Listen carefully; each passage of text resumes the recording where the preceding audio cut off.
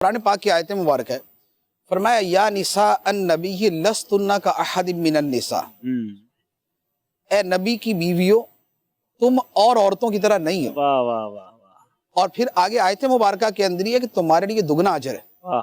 تمہارے لیے دگنا اجر ہے۔ ایک دوسرا، یہ جو آیت تطہیر ہے، انما یرید اللہ لیذہب عنکم الرجس اہل البیت ویطہرکم تطہیرا، اللہ کا یہی ارادہ ہے کہ اے اہل بیت، اے نبی کے گھر والوں، تم سے ناپاکی کو دور کر دے اور تمہیں خوب خوب پاک کر دے۔ سبحان اللہ۔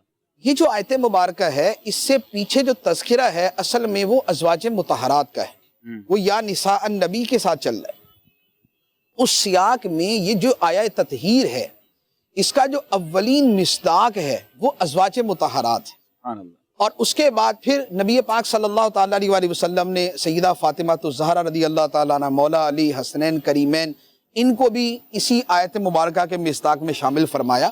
تو اب یہ آیت مبارکہ جیسے تطہیر یہ مولا علی، حضرت فاطمہ اور حسنین کریمین کی بیان کرتی ہے، اسی طرح ازواج مطہرات کی بھی بیان کرتی ہے۔ سبحان اللہ سبحان اللہ۔ تو اب جن کے پاکی کا اور جن سے ناپاکی کے دور ہونے کا رب نے ارادہ فرمایا ہے کہ رب چاہتا ہی یہ ہے، اے ہائے ہائے یہ ہے کلمہ حسر کے ساتھ انما، اللہ کا یہی ارادہ ہے اے ہائے ہائے۔ کہ اے نبی کے گھر والوں، اے نبی کی بیویوں، اے بیٹیوں نبی کی، اے نبی کے ازواج، اللہ تعالیٰ تم سے ناپاکی کو دور کر دے اور تمہیں خوب پاک و صاف کر دے۔ واہ واہ واہ۔ تو یہ آیت مبارکہ ہونے کی شان میں